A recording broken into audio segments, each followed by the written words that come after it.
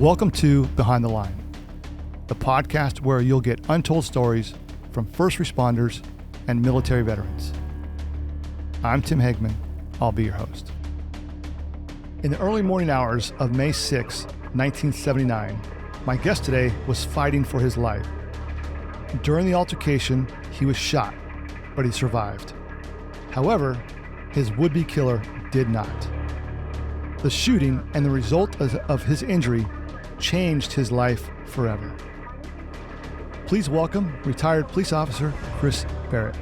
Chris, welcome to the Behind the Line podcast. Thank you, Tim. Appreciate you being here. I'm looking forward to it. We've talked several times in person. I mean, we've not in person. We've spoken several times over the phone, but it's nice to finally meet you in person. You too. Thank you. Thank you. You know, we obviously want to talk about what happened back in 1979. But before we do, why don't you tell us a little bit about yourself? Where'd you grow up, family? Grew up partially in West LA, and then at the age of 4 or 5, we moved to the Palisades, Pacific Palisades. And I spent all my life there until I was 22 and got married. Well, and scratched the Army out of that too. I wasn't there, obviously. Right now I've got a sister who's younger than me. She's in a home over in Playa del Rey. My brother just passed away earlier this year in July. My folks are both deceased, so that's my family. But we grew up in the 50s, and that was a real good time, walking to the ballpark or just goofing around the street and things like that, walking to school. And my dad owned a moving company, furniture moving company, and I started out moving pillows and wound up moving pianos. So did that for a while, and then I said, this job's not going anywhere. I'm going to find a nice, safe job like becoming a cop. Yes. Yeah. So, Adam 12 and Dragnet and all of those, Police Story, all of those had an impact on me. And I thought, I'd like to try this out. So got married in 1971 and still married to my wife after 51 years. Congratulations. Thank you. Have 2 kids, a boy and a girl that are. One, my son is the head of patient safety at Torrance Memorial, and my daughter is just now working for the school district in Torrance. Oh, okay. They've both have given my wife and I grandchildren, 3 boys and a girl, and the girl's the best athlete out of all of them. Well, we won't tell the 3 boys what you tell them that you just said that, but no, I get it. What sport does she play? She's just got into volleyball. She just started high school this year, and she's on the JV. But she is a excellent soccer player, and I'm trying not to brag, but she is really good. She's been in the upward ladder for as long as she's been playing ball. So that's okay. She's good. But my grandson, my oldest grandson on my son's side, is a swimmer at Torrance High, and his youngest son is going to Bosco, and he's getting into volleyball there. My daughter's son is a airsoft guy, so he's not into sports. He's just into doing the airsoft thing, which is cool too. And my granddaughter was really mad at COVID because that's the only time in her life that she got less than an A. Oh. Different times for the kids in their schooling. Yeah.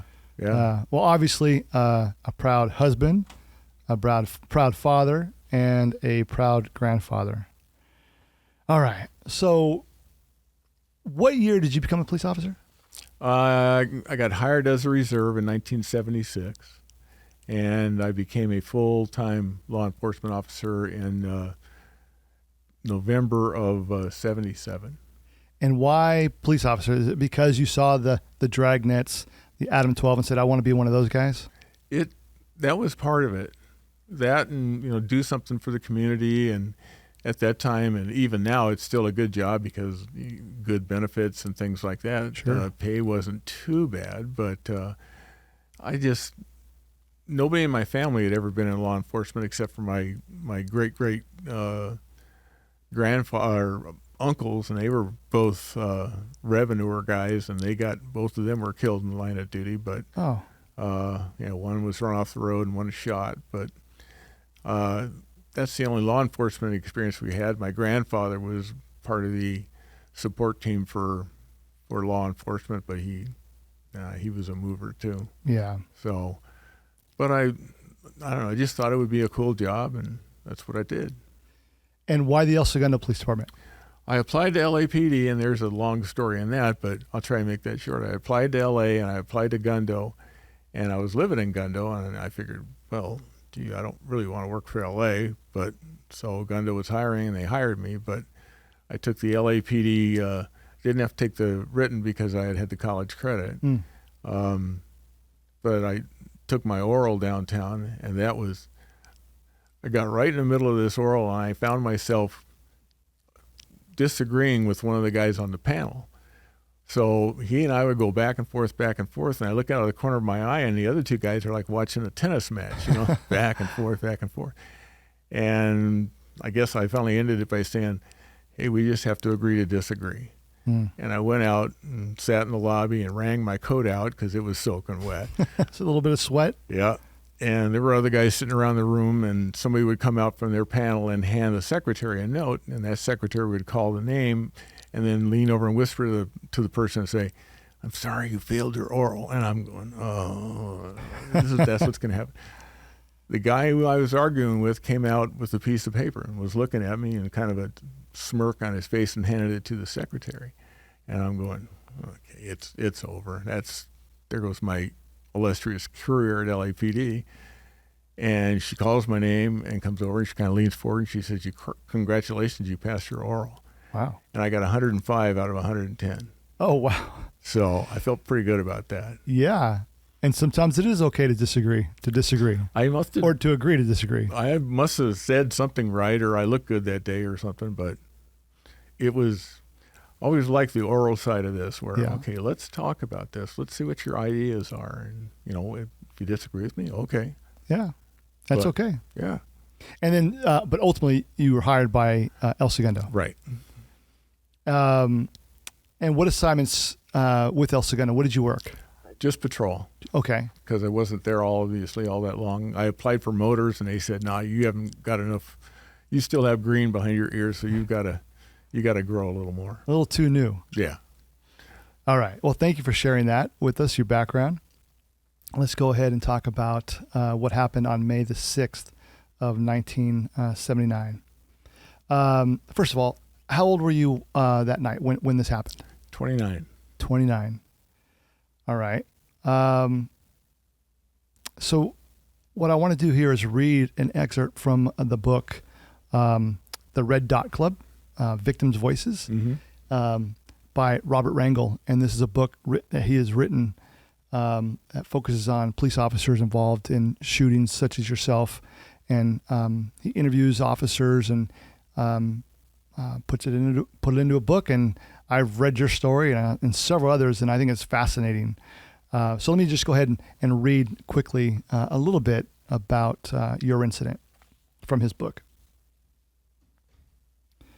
Then I looked and saw movement. I saw him coming out from a crouched position out of the darkness from the front of the car. And there it was. He had a 2-inch blue steel revolver in his right hand. Time slowed to a standstill. A second was like an hour. He moved in what seemed like hours from the front of the car to the right fender. He walked directly toward me. The gun was at his waist, pointed at me. I tried to run to take cover. When out of the corner of my left eye, I saw the flash. Then there was a slow boom. Ouch! And then I couldn't breathe. We got a man with a gun inside the target bar. Notify the supervisor. 2555 East El Segundo Boulevard, a 415 subject now outside arguing with customers. 2 Manhattan units requested at 221 Richmond Street. Shots fired, man inside target bar. 6 shots fired. 3 610-4, shots fired. Do you now, reflecting back, know how many seconds that took? like I said, it seemed like it took hours, but I'm sure it wasn't any more than just a couple of seconds. Well, I'll say that there, in your story and in several other stories in that book, there's so much detail that Robert goes into with each incident that I highly encourage people to purchase this book. I thought it was fascinating, and I'm not even halfway done with it, but I've read a lot of stories, and it's very well written. Just hearing, the first-hand accounts of these incidents from officers. Right. Everybody in there has been there. Yes. Yes. So, you can run your mouth all you want to. If you've never been there, sorry, you're not part of the club. Right. The Red Dot Club. Yeah. Yeah. So, in regard to that call, before all this happened, tell us about the call. What was the type of call? What were you responding to? We were responding to a 415, which is, for the general public, is kind of the catch-all violation, if you will, but it's called a disturbing the peace, and that's what we got. And so all we got was a call at 221 Richmond Street, argument ensuing, blah, blah, blah. So, okay, this is, 100 out of 100 all the time. It's the same thing, only it's never the same thing. And that's what we got. So I was driving, my partner was on the passenger side, and we were right at the corner of El Segundo Boulevard and Sepulveda, so we were about 1.5 miles from where we needed to go. And to me, I'd had an epiphany a couple days before. I went to the movies with my wife, and we saw the movie The Deer Hunter. And Yes. if you've ever seen that movie, that's a gut grabber. Yes. And but it was like this thing had a hold of me and was saying, this is the call. And what I got out of watching that movie was, you're going to be involved in something, and it's going to be hairy. And, Just days before. Yeah. And so just rolling to this place was like, okay, let's go. And as we're pulling up right in front of the bar, the Target bar, we get another call, and it's all the way on the other side of the city from where we just came from, and there's nobody available. All the units, we had a Lincoln unit on, which is a one-man unit, and then us, which was a two-man unit, and a sergeant who was in the station. So that's the thing that if you start thinking about what you're doing, there's always something that impacts that. It always has an influence about what you're thinking about. So, okay, this is the one thing's the call that we're going to right now. It's a argument in a bar. Who knows what that could be? That's wide open. And now to start to layer this, you've just gotten another call almost exactly the same as that, people outside arguing in front of Tiny Nailers on El Segundo Boulevard and ISIS. So that's at least 2 miles away. Well, we're heading this direction. That's the opposite direction. So you start piling all that stuff up, and how much space do you have between your ears that you can do this, and what becomes important, what becomes priority, things like that. So that's where we were at the time. And when you first got you arrive to the bar, or at the bar, what happens? Do you see somebody, or what happened next? The Lincoln unit got there first, and he was there by seconds, and he was already out of his unit and starting to approach the door. Just as we pulled up, and I pulled up at an angle like you're supposed to do, with the block between your partner and you. And I got out, and the way the bar is designed, the front door of the bar is set back about maybe 10 feet, kind of at an angle, like 45 angle. And I got out and stepped to my left a little bit and then started to approach the door. And about that time, this lady came out of the bar, and she was very, matter of fact, he's got a gun. Well, just changed. Everything just changed on just a few words. So the Lincoln officer got her and took her over to his vehicle and put her in the back seat and says, "Don't move, stay here," while I'm watching the front door. And that's when we find out that she and he are boyfriend, girlfriend, and there was a gun in her apartment that is now at the bar, and that he pointed it at her and said he was going to kill her and all this other stuff. And she didn't believe it, obviously. She just had that kind of attitude of, this is just a joke. So it's about 2:50 in the morning, and the bar, she was just closing out the bar. So it's, there's really nobody around except for her and the guy inside, and we don't have to deal with a bunch of patrons and stuff like that, and there's no crowd outside or anything else, so we can concentrate on what's going on. So, like I said, the minute she said he's got a gun, we backed off a little bit, and then the Lincoln officer walked up to the door and was peeking through the crack in the door, and I almost said, "Greg, don't do that, man. He can shoot through the door." But I didn't. I'm going, she said it out loud, he's liable to do it. Right. So my partner, who was standing by the car, he grabbed the radio and called the dispatch center and said, "Hey, we've got a man with a gun. Advise the supervisor, and we might need some help here." And so I just backed off myself and went kind of to the left of where the sidewalk and the building starts, so I got a little bit of cover. And again, there's nobody to send. There's no other units working. The swing shift has gone off at 2:30, and it's already after 3, or almost 3. So if you listen to the audio of it, it's really interesting because there's so many different people involved. There's the dispatcher, there's the station, there's the station officer, there's the sergeant, there's us, and okay, what are we going to do? And the sergeant seems like he's kind of just woke up or something. He's kind of out there in the nebulae. And so we're just kind of hanging out there waiting, and another unit cleared from the station, which is a swing shift unit. And he's been up all day, 10-hour shift, and, add an hour or two to that for doing whatever you're going to do. And he clears from the station, and I got on the radio and said, "Take the back." And he says, 10-4, and repeats to the dispatcher where he's going, and he's going to take the rear. Okay, great. And then I don't hear from him for a minute or something. And then I got back on the air again and asked him, did he copy, take the back? He said, "Yeah, I got it." So, okay, it's all secure back there, right? Right. Let's call Inglewood. In those days, the only city that had a dog was Inglewood. Well, that dog was so tied up, there was no way he was coming.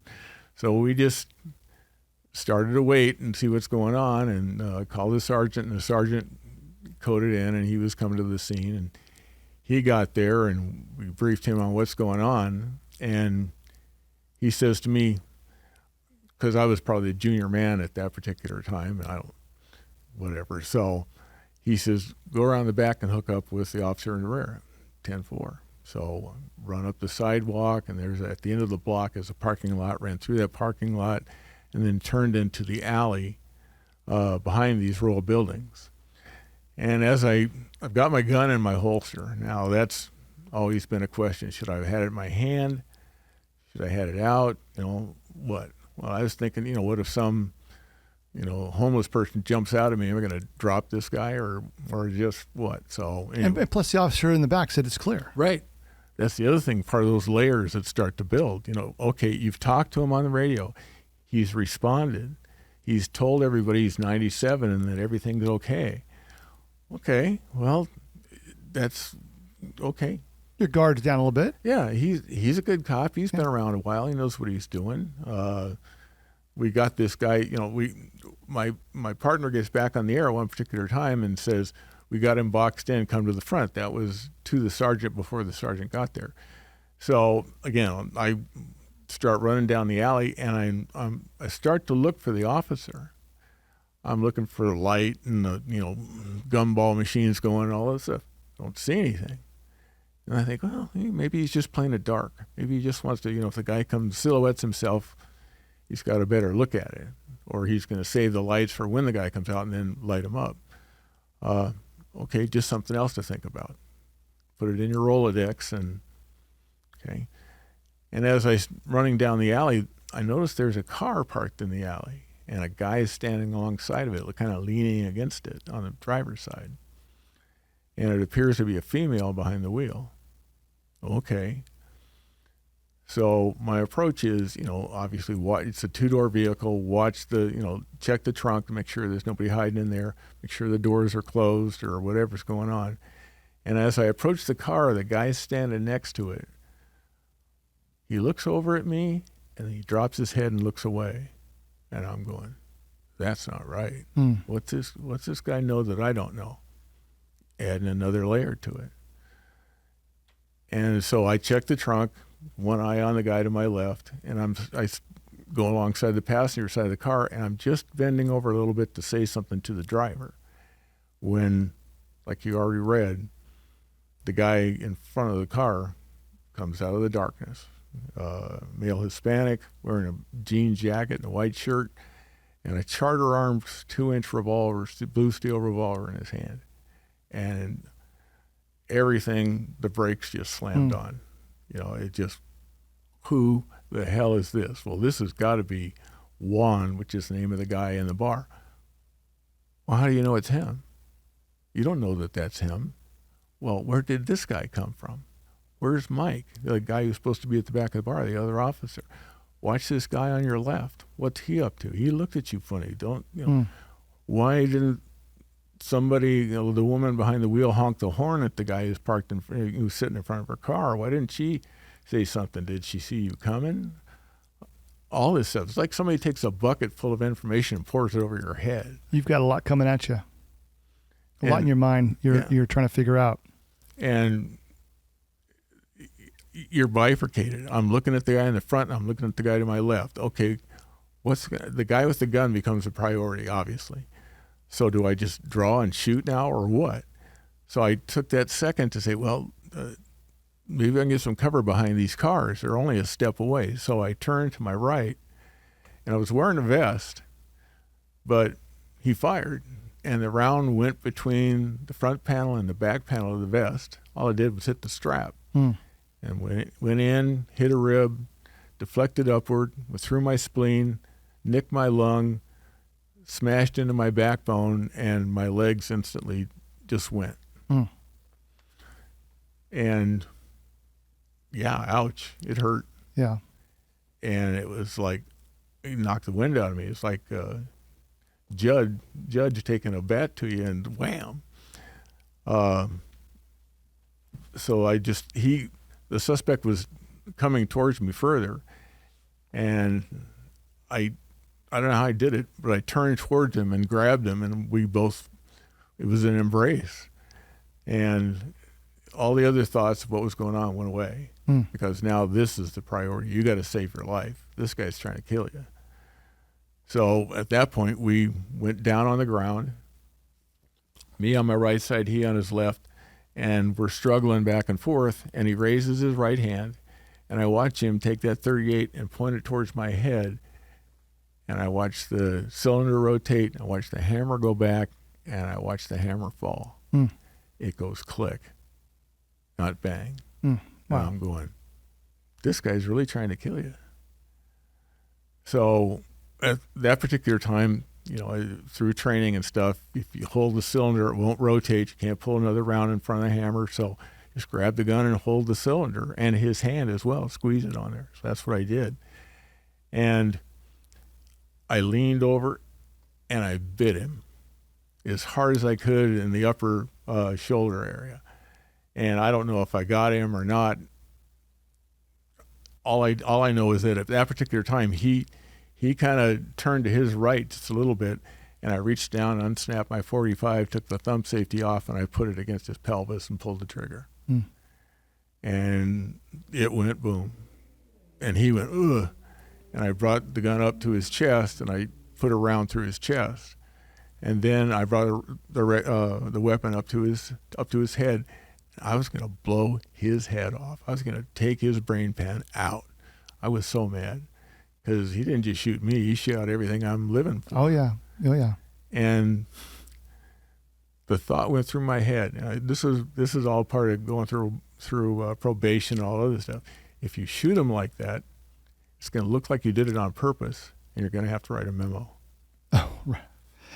Yeah. So I dropped it down about 2 inches and just blew a hole through his jaw that the round knocked out his teeth and went out the other side and lodged in his shoulder. He kind of gave it up about that time, and I pulled the gun out of his hand, dropped it next to me, and then tucked it alongside of me. And I tried to scoot away from him, and I couldn't go anywhere. My legs were just floating. Good move. And the second thought came to me, where's the other guy? I looked over, he's gone. I don't see him. And again, this is 3 o'clock in the morning in an alley in El Segundo where you could hear a mouse fart, you know. Right. And what I found out later was the instant the round went off, he said adios, and away he ran towards his apartment, which was a half block away. Wow. But I didn't know that. All I know is that, you know, this guy's trying to plug me, and I just put 3 in him, and the car is right there. Why didn't that driver do something? I don't remember whether the motor was running or whether she started it or whatever. And I rolled over and I took aim at the car because I was thinking about the onion fields in 1976. I think that was. You know, can you real quick, the onion fields, so people know, because that's an incredible story. Yeah, my memory says 2 LAPD guys, detective got kidnapped by a couple of bad guys and then took them out to Bakersfield where they grow onions, and they executed one of them, and one of them was able to get away. Yes. And that was in your mind. Yeah. I'm not getting in that car. You know, you're going to have to, you've already tried to kill me, but if you try and come at me, I'm going to make you pay. And that's why I was thinking about the guy who was standing there. Okay, you come at me, dude, you're done. So I turned over, and the way the alley is there's a giant drain in the middle of the alley. So where the cars were was kind of uphill. And so I was kind of laying on my back uphill. So I didn't have to sit up a whole lot of way, just kind of lean forward.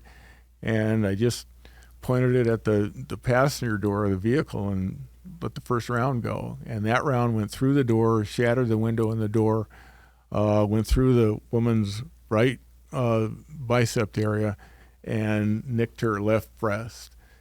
If it had been back 2 inches, she'd have been gone. But luckily for her and for everybody, that was just her. The guy who was standing alongside her, the car, was her boyfriend. They had just come back from a date. She was letting him off. She had no idea until the guy came out and crouched in front of her car. Her boyfriend and the guy, Juan, the guy in front of the car, grew up in the same village in Mexico together. So they were going back and forth talking and stuff like that. So I guess she felt nothing was really happening. So, you know, put a round in her, and she's lucky she didn't. I put 3 more rounds in that car as she drove away. I mean, she hit the gas and took off, and boom, boom, boom. I realized at that time, I don't know how I did it, but I jacked out a live round. I look up, my slides locked backwards, so I dropped the magazine, pulled another one out, fed it, dropped the slide forward, was ready to rock and roll. And she was gone. She went out the alley and turned right.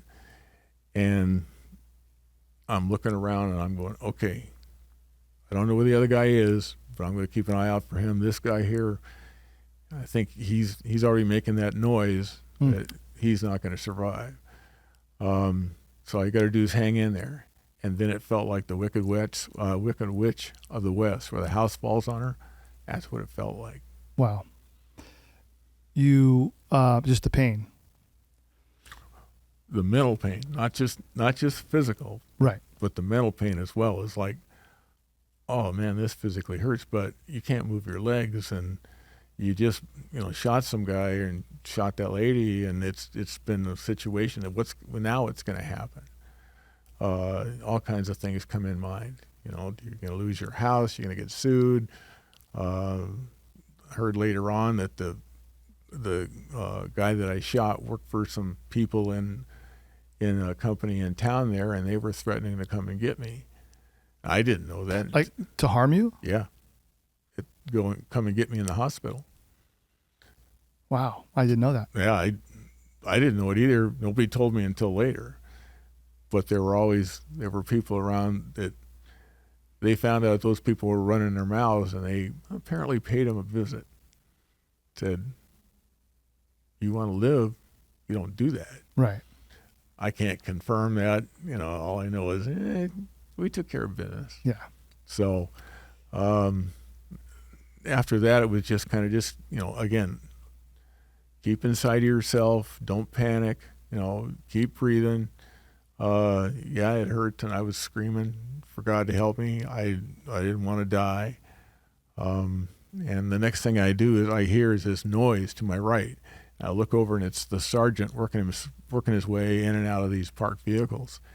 And he comes over, and I'm going, I shot the car. I shot this guy. This guy shot me. His gun's right here. Or there's another guy here. He's gone. I'm going to take a break. And from then on, it started to be just black and white. You're on, you're off. You're on, you're off. Until the paramedics come and they put a pressure suit on me because they didn't think I was going to make it out of the alley because the spleen was pumping it out. But for me, it was hang in there, close your eyes. So one particular point, I closed my eyes, and everything went black. No sight, no sound, no smell, nothing, just black. And just as soon as it became black, it started to become white.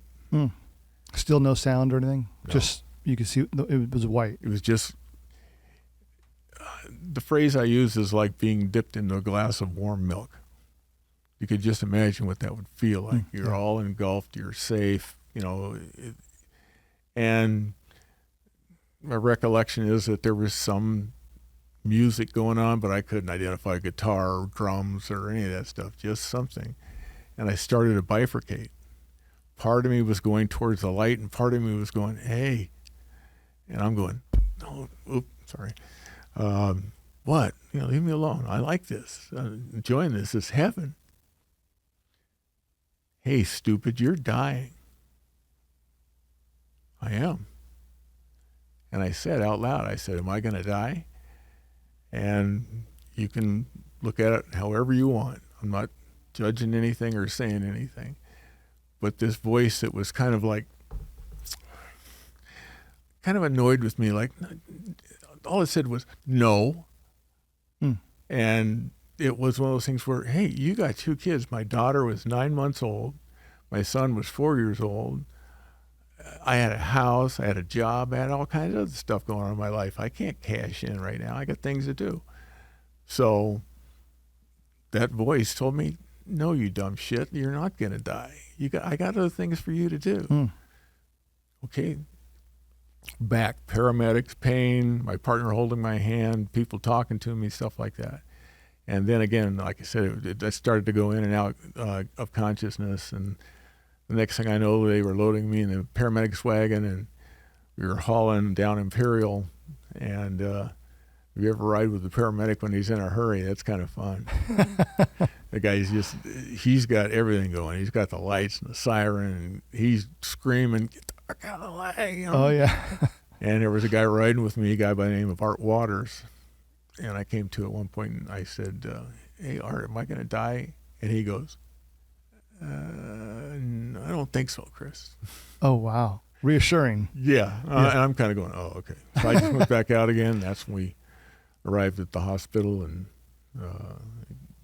took me and put me in the emergency room. And I'm in there, and the best thing of the night happens. A really good-looking nurse is taking my clothes off. Oh, hi, how are you? Also, while we're there, everybody leaves. There's nobody. They all, they've put their tubes in every hole I have. And I hear a gurney coming in. And I look over, and there's a nurse pushing in. Hi, how you doing this evening? Great, yeah, good. And I look over, and it's the guy. It's Juan. The guy you shot. Yeah, the guy who shot me. And I woke up that hospital. You motherfucker. Yeah. And everybody comes running back in. Oh, wow, no.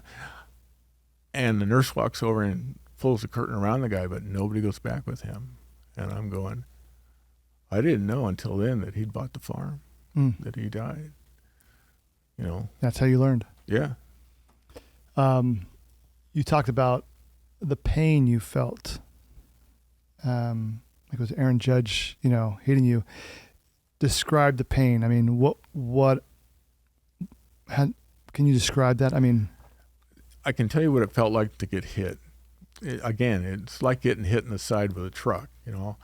It knocks your breath out. It burns. Picture when you take a matchbook and you strike a match on the striker, that quick draw, slash, burning sensation. Yes. That's what it feels like for a round to go into your body. Wow. Because the bullet never left. It's still in there. Still there. Yeah. He had a revolver. Yes. And what weapon were you carrying? A .45 semi-auto. Oh. Colt. Okay. And it did what you wanted it to do. Every time. Yeah. I love that gun. I remember the first time I ever fired a .45 was a buddy of mine's dad from World War II. We were out rabbit hunting. And when I pulled the trigger on that thing and it went boom, I'm going, this is the kind of gun I want to have if I have to use it. In the book, you talk about during this, when he shoots you, when he shot you that one time, and you've kind of touched on it, but in the book you said you were enraged and pissed. I can imagine. I mean, did that rage and you being so pissed just motivate you? I think that and the adrenaline, was pumping out of my ears was that,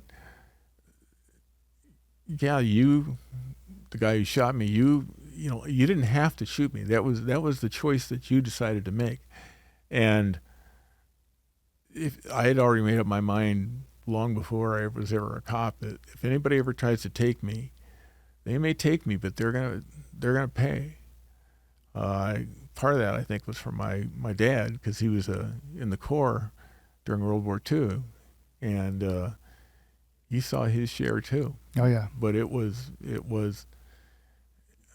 I don't want to kill you, but you're in a position where if I don't kill you, you're going to kill me, and that's kind of where I was. That guy, he kept pulling the trigger. I could hear the gun going click, click, click, and at one particular point, he must have double tapped or something, because where the weapon wound up, there was a live round with a dented primer that didn't go off.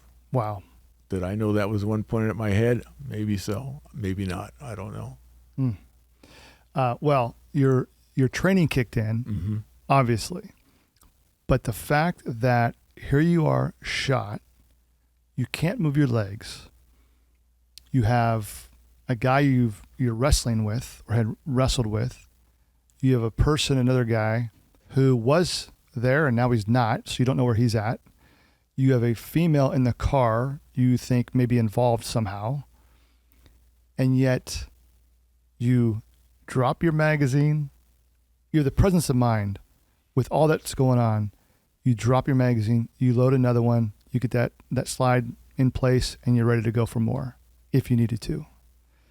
Well, number one, that's your training kicking in. Right. How important is that? I mean, that's just extremely important. It's the old 7 Ps. Prior proper planning prevents piss poor performance. That's how I did my career after that too, was, that's how I was able to achieve, is you got to think about this situation. If it happens like this. Okay. The other thing I didn't say was that I also grabbed my radio and put out a broadcast of the vehicle type, make, model, direction, license plate. None of that got on the air because I was in a dead spot. Oh, geez. If I rolled one way, it would go out. If I rolled another way, it wouldn't. So again, that's what I trained for, and that was I did what, you're right, my training taught me to do. Even on top of being as angry as I was, I didn't lose focus. I didn't lose, like when the other guy who was standing there who took off, he's lucky he took off. Right. If he just stuck around and come towards me, there'd be another notch in my gun. Even, to render aid. and you not knowing and thinking, yeah. So, and your will to survive. Just you talked about, your daughter was 9 months, your son, I believe you said 4. Right. Here you are married. And for many other reasons, I'm sure, but that will to survive kicked in, along with everything else. Yeah, you don't really think about that. That's part of your makeup. That's part of what you're going to do if you're involved in a situation. You and I have seen it too, where people, I've got a gun and I'm going to shake it at you because you're in my house. And that's not, if you don't have the ability and the wherewithal mentally to take a life, then you shouldn't be a cop. Right. Or you shouldn't own a gun. Major responsibilities. Yeah. So you're shot in the side. Instantly your legs go out. You don't feel them. What were the results? What happened with you being shot? What was the end result? The end result was paralysis from basically the waist down. So it impacted everything from the waist down. I don't want to get into graphic details. No, I understand. And that's okay. But you're paralyzed from that moment. When did you learn that you would not be able to walk again? I was in ICU for, I think, 5 days, and then moved to this is when the hospital was a small hospital in Hawthorne that ultimately became RFK. Well, from there I went to what used to be Daniel Freeman, which is gone now, for the rehab. So I know there was denial for a while. It was just kind of like, hey, get out of my way. I'm going to get up and walk out of this hospital. And there was a day at Daniel Freeman when the parade came in, the psychologist and the surgeon and the nurse and all these other people came in. I'm going, this is it. They're going to tell you. And, they said, well, we can always hold out hope, but that's all it is for right now. From what we see, you're not going to walk again. You're going to have these issues with your bowel and your bladder and everything else. So, luckily those people were great. I had a physical therapist by the name of Julie who was she was fantastic. She'd kick my butt. And so at that point it was, okay, I'm gonna do whatever they tell me I need to do to try and be as good as I can.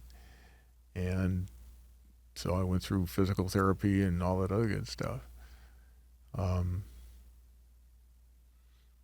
As far as the incident goes, I've taught up at CSTI, California Specialized Training Institute. I taught up there for many years. Had some success at that. I've taught other places. Taught LAPD. Used to teach at the Sheriff Center for the Reserves at Canyon College of the Canyon. Oh, sure. Used to go out there. So you used, what you went through, the result, but you've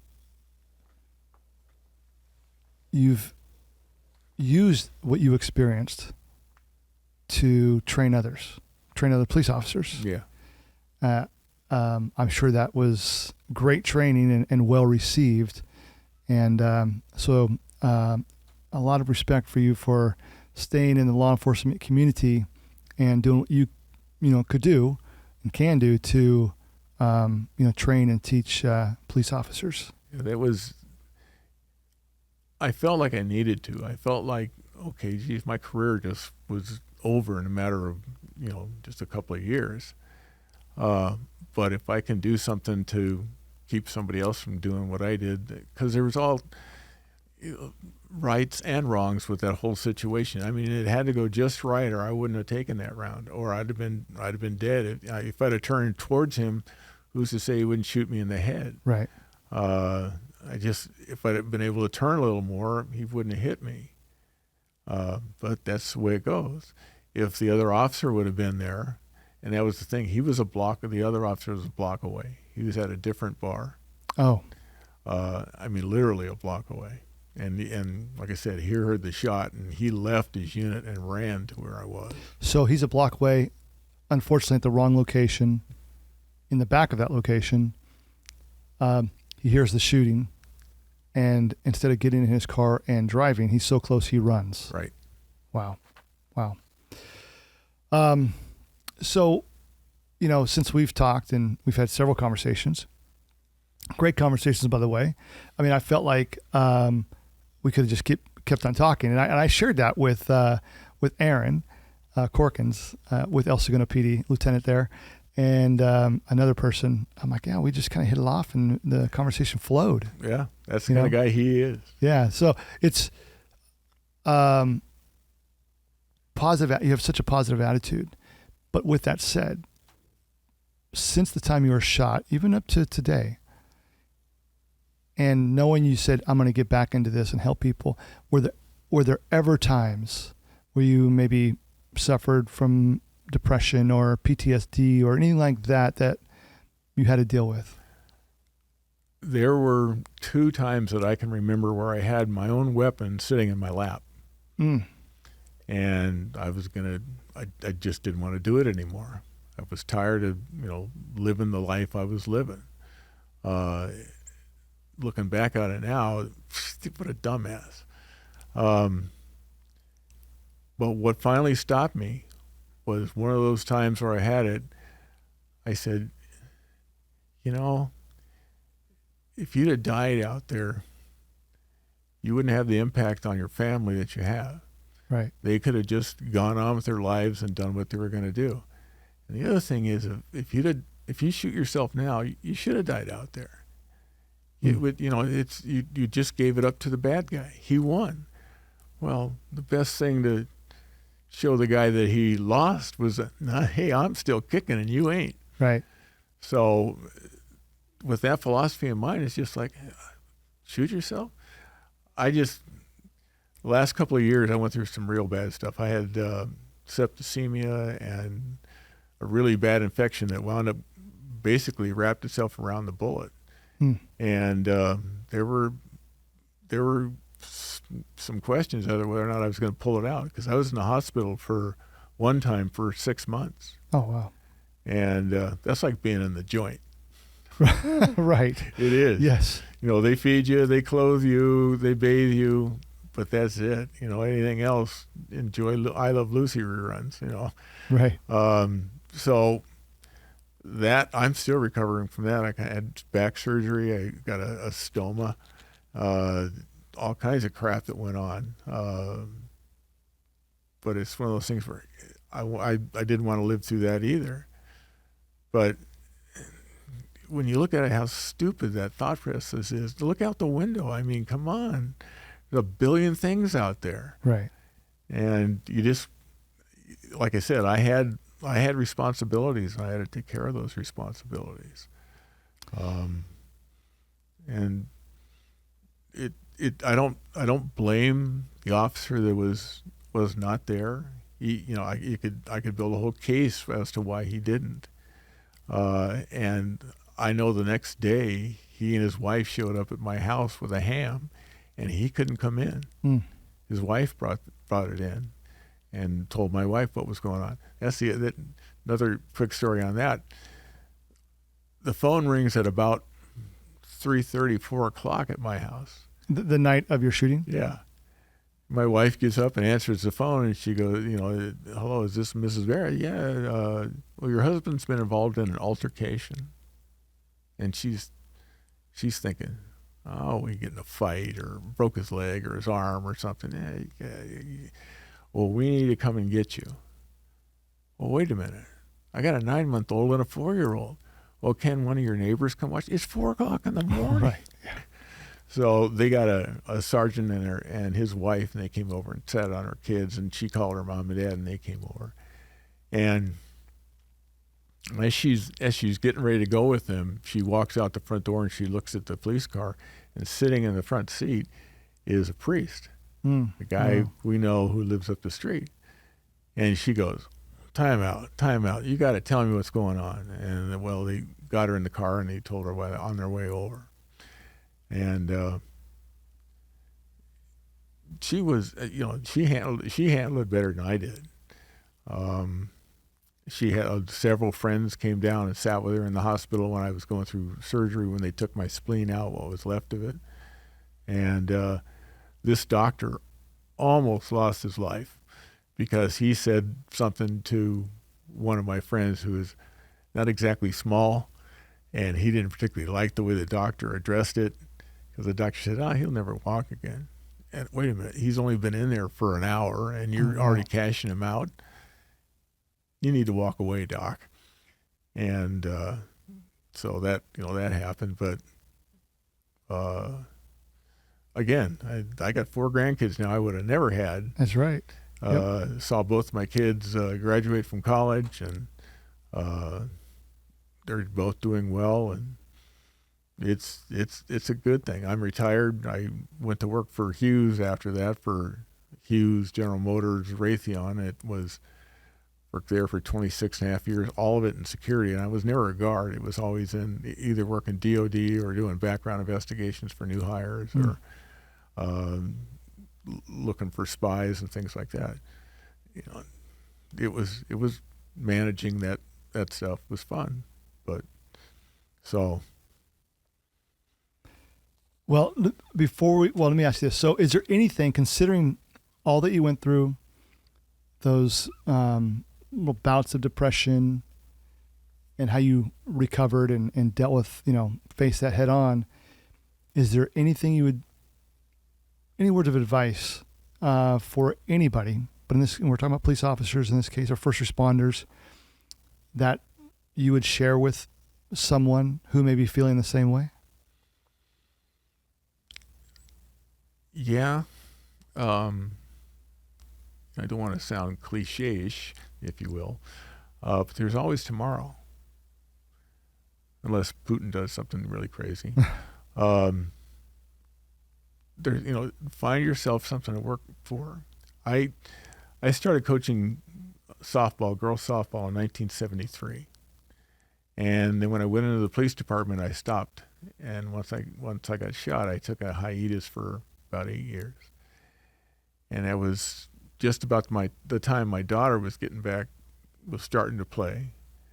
And I watched her at a couple of practices, and I said to myself, if you can't coach better than these people are sitting on your butt, then there's something wrong with you. Right. It's a motivator. So I went back to it, and the last time I coached a game was probably 2015. Oh, that's pretty recent. Yeah. Wow. I wasn't just the league. It was a league I started with, and we did some travel ball, and then I wound up coaching Frosh-Soft and JV at the high school, that was a bucket of fun. The last game we played we were down 9-0, and they had 2 people on base and their best hitter, and they hit into a triple play. Wow. And we turned that game over and won 10-9. And you were part of it. I sitting there at third base going like this, go, go, go. Oh, all right.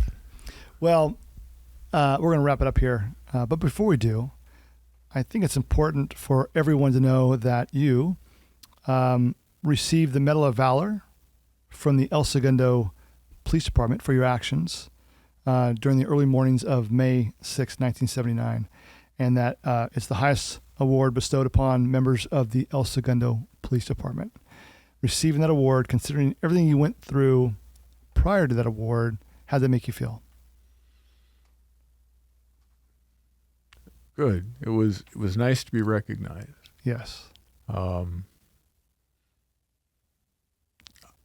don't pat myself on the back. It's okay. Things happen, but it was nice to be, like I said, recognized and sitting. I can remember the ceremony and watching everybody in the whole room. And I don't know if you've ever been to one of those ceremonies. Oh, I have several. Yes. Okay. Well, that place in Torrance gets full. Yes. It's a packed house. Yeah, and everybody in the place is standing on their feet, clapping for me. I'm okay. it was nice. Yeah. A couple of things that I want to also say is that the shooting, we responded at like 2:50, and the shooting, if you listen to the tape, if you listen to they've got a time stamp going on behind it. And the shooting, by the time my partner got to the radio and everything else, the shooting happened at 3:01 in the morning. That was my serial number on the department. Oh, wow. Wow. Ooh, spooky. Yeah, spooky. For sure. Just something strange. And again, you know, you can think anything you want to about what I saw and what I heard. I don't care. Hey, that's up to you. And I'm not just saying you. I'm Right. saying anybody. I get it. You know, Yep. I've talked to hundreds of people, and you know, believe what you want to believe. In fact, I still give this speech. They have a Citizen Academy at the PD, and they booked me a slot to teach this to a bunch of civilians, and I still got my finger in it, and it's interesting how that goes down, where you get people that absolutely no idea of how a police department works, or why anybody would ever want to be a policeman, or, you know, aren't you afraid of this and that and this? Well, yeah, you're stupid enough to be afraid. You should be. Yeah. But Well, if you're not scared, there's an issue there. Yeah, that was. I can tell you that was one of the things that was one of those layers I talked about, is that all of a sudden the world has changed. This is happening right now. And that, but to answer your question, I would have, if I could take a group of guys and say, hey, probably a major point would be prepared, be a Boy Scout. Think about what you might face, that hopefully you never do. Right. That you never have to take your gun out of your holster, that you never have to wrestle with some ding dong. You know, but put yourself in that position and set your mind as to what you're going to do if and when it ever happens. And that way you don't have to recreate it or create it while you're thinking about it. You don't have the time. The things happen so fast, and with the law and everything else the way it is, one of the things that I still cherish today was the letter I got from the district attorney's office 3 months later that said, we find no culpability on the part of Officer Barrett. He operated within the scope and guidelines of his department's policies. Because you can imagine what can happen if you didn't. What a relief to get that letter. Yeah. With that message for you and your family. Yeah. You know. Well, Chris, everything that you shared with us, well, with me prior to today, and then what you've shared with us today, what you experienced, everything you went through, your recovery, your motivation, determination, professionalism, and what you're doing today with police officers. Truly, you are an inspiration to so many. Thank you. Thank you for your service, your dedication, and I appreciate you being our guest today on the Behind the Line podcast. Thank you, Tim. Thanks for listening to today's episode. If you like the show, please follow and subscribe wherever you listen to podcasts. For the show notes from each episode, visit behindthelinepod.com. If you want to support the show and hear more from our first responders and military veterans, head over to patreon.com/behindtheline. I'll see you on the next one.